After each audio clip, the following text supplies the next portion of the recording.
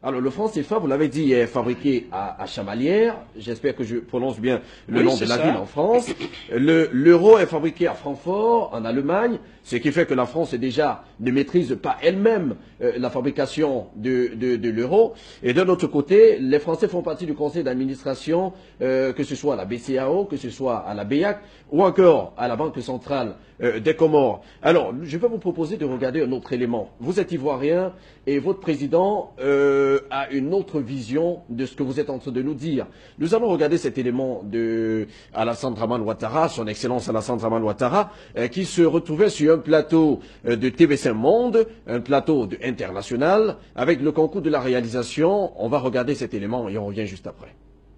On parle de plus en plus, et on en a parlé notamment à Deauville, même si ce n'était pas au programme de Christine Lagarde comme future directrice générale du FMI. Vous trouvez que c'était une bonne candidature? Vous avez été directeur général adjoint. Je soutiens à fond Mme Christine Lagarde. Elle sera un excellent directeur général pour le Fonds monétaire international que je connais bien. Est-ce que le fait justement d'avoir été directeur général adjoint du FMI facilite vos contacts pour justement une relance de l'économie ivoirienne? Ah ben, tout à fait, c'est quand même un monde que je connais bien. J'ai eu le privilège d'y avoir fait de nombreuses années, pas seulement en tant que directeur général adjoint, mais en tant que directeur Afrique. Et, je pense que cela va aider la Côte d'Ivoire.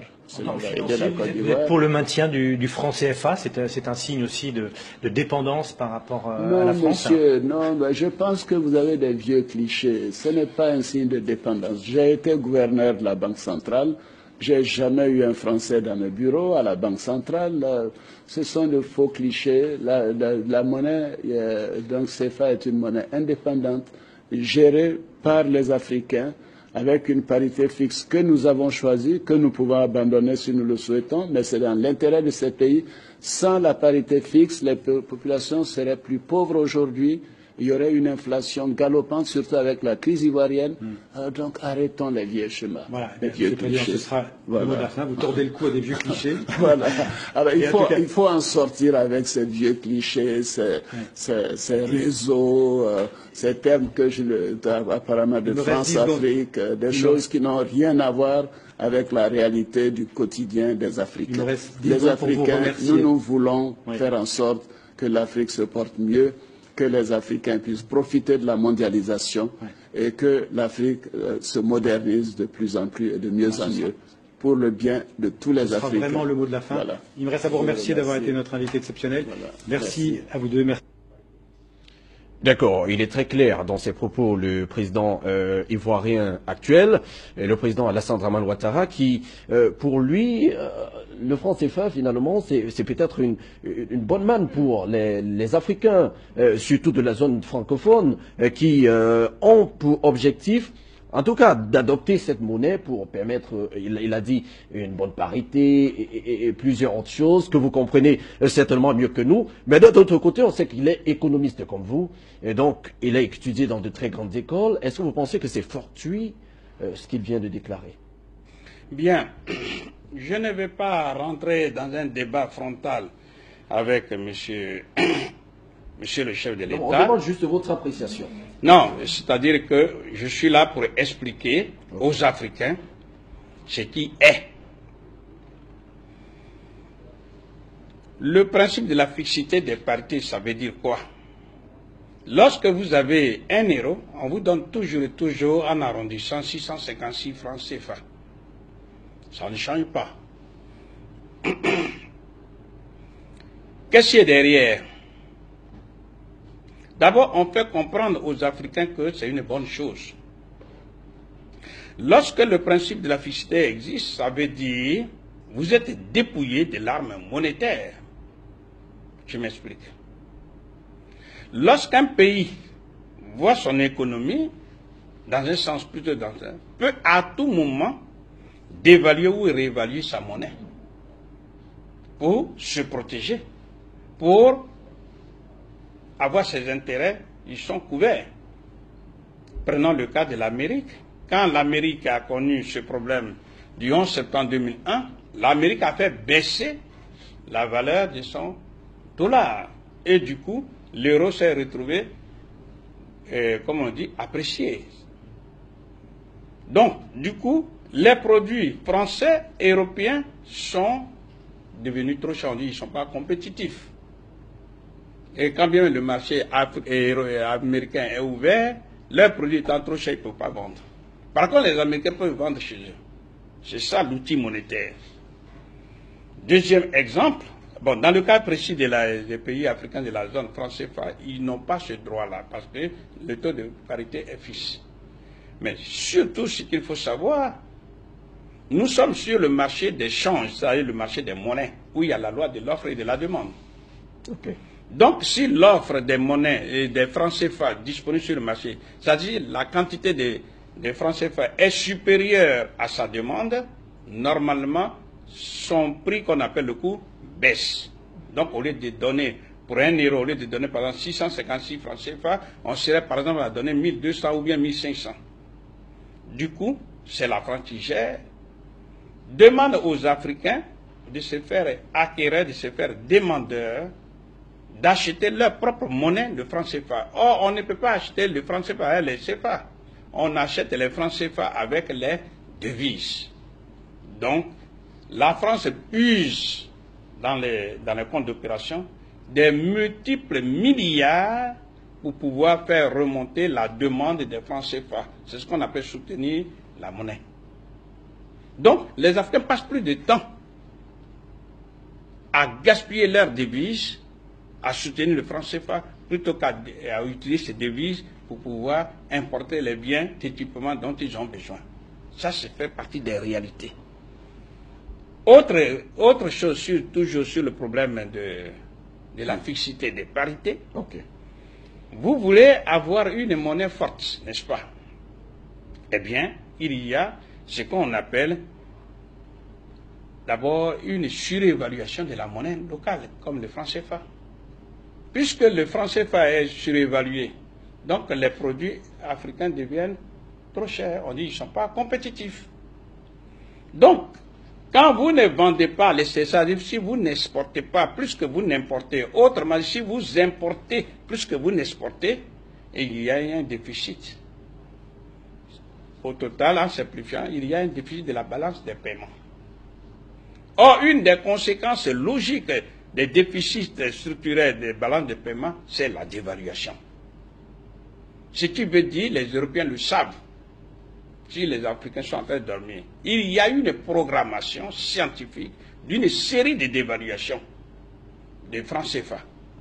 Lesquelles dévaluations, lui, seront favorables aux Européens. Pourquoi? Parce que les Européens savent, admettons qu'avec 1 milliard, c'est l'équivalent en arrondissant de 656 milliards de francs CFA, qui donne 1 212 000 tonnes de café acheté à 500 francs CFA le kilo. Après la dévaluation, 1 euro, on va imaginer que ça vaut 1000 francs CFA. Donc le même milliard d'euros devient 1000 milliards de francs CFA. Okay. Qui permettent d'acheter 2 millions de tonnes de café, cacao et de café à raison de 500 francs CFA le kilo. Après la dévaluation. Du coup, quand vous faites la différence entre 2 millions de tonnes qu'il vient d'avoir après la dévaluation et 1 312 000, il y a une différence de 688 000 tonnes de café pris gratuitement par le jeu monétaire sur le dos des Africains.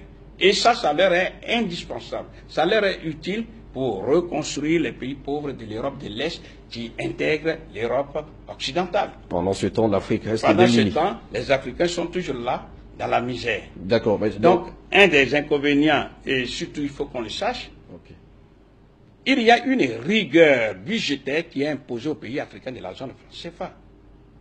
Le budget, c'est 2 parties, recettes et dépenses. Si vous gagnez 100 000 et que vous dépensez 100 000 moins 100 000 égale 0, vous êtes en équilibre. Maintenant, si vous rentrez dans un club où vous devez payer chaque mois 50 000, on va supposer que même avec vos 100 000, vous prenez 40 000 pour payer le loyer, il vous reste 60 000 pour nourrir la famille. oui. Du jour au lendemain, vous allez rentrer dans un club CFA où vous donnez 50 000. Il vous reste 50 000. Après avoir mis, parce que le compte d'opération sont alimenter de façon prioritaire. Donc, il vous reste 50 000. 50 000 moins 40 000 pour le loyer, il vous reste 10 000.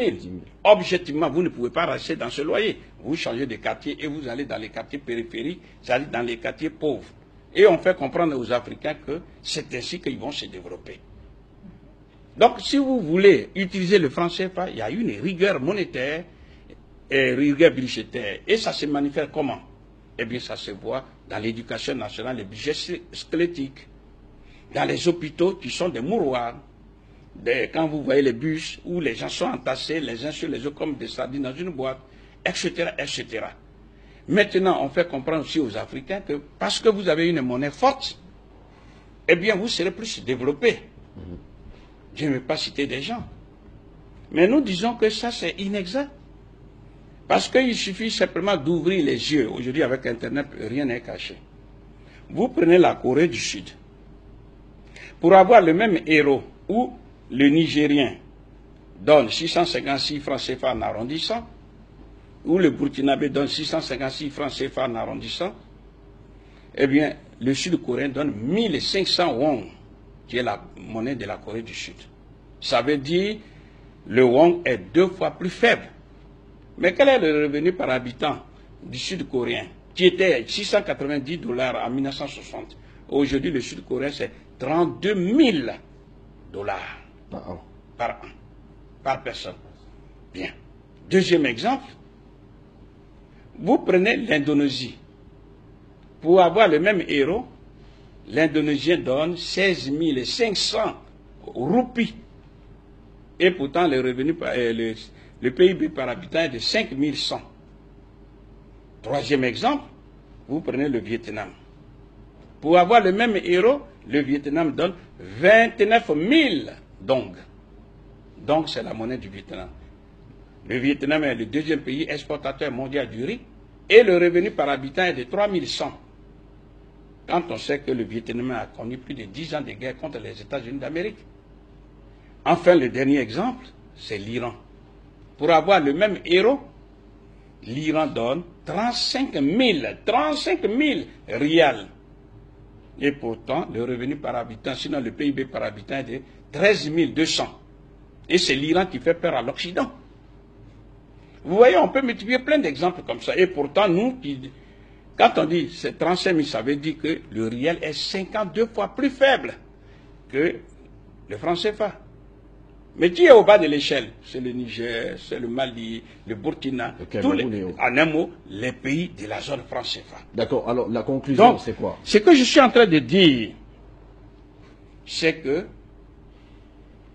lorsque les Africains refusent obstinément, parce que être accolé à l'euro, qui fait gonfler artificiellement l'euro, le franc CFA, ça donne un droit de regard des Européens sur les économies africaines au même titre que la France. C'est-à-dire, on se retrouve à la conférence de Berlin où les Européens ont pu partager l'Afrique dans leurs propres intérêts. Donc, nous sommes en train de dire que les Africains doivent faire maintenant attention. Parce que tout ce qui est mis en place, si nous ne voulons pas réfléchir par nous-mêmes et que nous continuons à marcher dans ce chemin-là, on va directement dans le sous-développement, non pas dans... Nous ne serons pas des pays en voie de développement, mais en voie de sous-développement. Et l'Afrique, demain, c'est 2 milliards de personnes à nourrir. Dans 36 ans, c'est-à-dire en l'an 2050. Ça veut dire qu'il faut prendre sur soi la responsabilité de réfléchir autrement. Parce que tout le système qui est mis en place, que ce soit au niveau des comptes d'opération, le principe de la fiscalité des parités, tout comme le principe de la libre convertibilité dont on vient de parler, tout ça, et peut-être que vous allez nous permettre d'en parler, le principe de la libre transférabilité des capitaux de la zone franc vers la France, tout ça, ça converge vers un même but, enrichir la France et appauvrir les Africains. C'est ça que les Africains doivent comprendre. Parce que ceux qui sont au pouvoir, il faut quand même dire un mot. Nous sommes dans un système néocolonial tout comme un salarié ne peut pas aller renvoyer l'employeur. Vous êtes bien d'accord? Vous êtes un simple salarié. Vous ne pouvez pas vous rebeller contre l'employeur. Oui. Sinon, il vous renvoie. Mais c'est la même chose. C'est un système, on appelle système, un ensemble d'éléments liés les uns aux autres et qui concourent tous vers un même objectif. Donc, il suffit de déplacer le maillon et puis le système ne fonctionne pas. Donc, quel que soit l'individu, je dis bien quel que soit l'individu qui prend le pouvoir dans ce système, il a un premier devoir, c'est de se soumettre à l'employeur de l'Élysée. Alors, nous accueillons quand même sur ce plateau Son Altesse Royale Isaka Ekwala Isaka. Bonsoir et bienvenue. Bonsoir Tony, merci. D'accord, la question je vous la pose directement, puisque vous êtes déjà, on sait que vous convergez vers cette idée-là. Alors, est-ce que vous pensez qu'en enterrant le franc CFA et en créant une nouvelle monnaie dans la zone franc, ou alors dans les pays francophones et la Guinée équatoriale et les Comores qui sont concernés, on pourra véritablement atteindre l'objectif qu'on veut se fixer? Pourquoi pensez-vous que ce soit impossible? Puisque nos voisins, déjà le Nigeria, ont leur monnaie, même le Congo, RDC avait le Zaïre dans le temps. Je ne réponds pas, je trouve que c'est une question simpliste. Je veux dire que j'ai certainement la même indignation que Parfait Ndom. Je suis ahurie quand j'entends Ado, le chef d'État ivoirien, Alassane Ouattara, qui dit au contraire, le franc CFA, avec une parité fixe, va sortir les Africains de leur pauvreté. Mais c'est un grand fonctionnaire de la Banque mondiale, c'est un directeur de la Banque mondiale qui, FMI, machin, Bretton Woods, c'est pareil. Donc, qui peut dire ça à partir du moment où il sait que ce n'est pas nous qui battons cette monnaie, nous ne la fabriquons pas, elle nous est imposée, mais il trouve quand même que les impérialistes qui fabriquent cette monnaie, qui nous l'imposent, elle nous sortira de la pauvreté. Je ne sais pas du tout qui, de lui, de moi ou des autres Africains, est complètement, je ne sais pas, fume le tapis, je ne sais pas. C'est à se poser des questions. Alors, Robert Simo, bonsoir et bienvenue. Bonsoir. D'accord. Oui, je voudrais dire que je viens d'apprendre quelque chose de terrible. Enfin, apprendre, c'est trop dire. Je veux seulement dire qu'on vient encore de nous donner des informations qui nous confirment exactement nous, ce qu'on pense tout le temps sur ce plateau.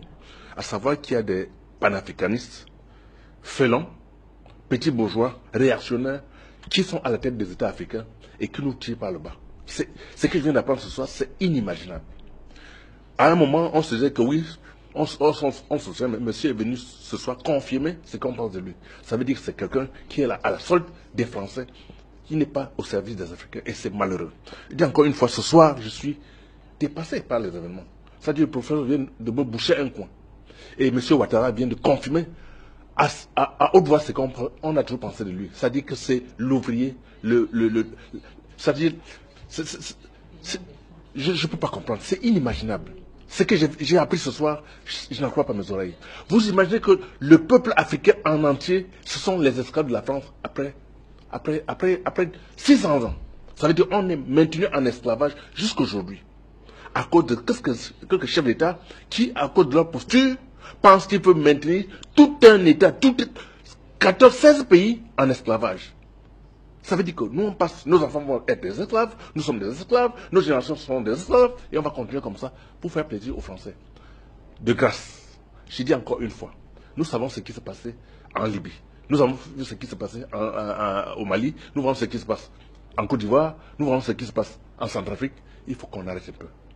Vraiment, c'est inimaginable. Il faut qu'on arrête. Et pour ce faire, je pense que la seule chose qu'on essaie de dire sur ce plateau, le boycott des produits français. Je pense que ça va au moins nous permettre de penser qu'on a posé un acte. Sinon, c'est malheureux ce que j'ai appris ce soir. Au-delà de ça, il faut quitter cette saloperie de franc CFA. Il faut quitter rapidement cette histoire. Et je demande à tous les pays africains de se mettre tous comme un seul homme pour dire que le franc CFA, c'est terminé. Sinon, on hypothèque notre avenir et ceux de nos enfants.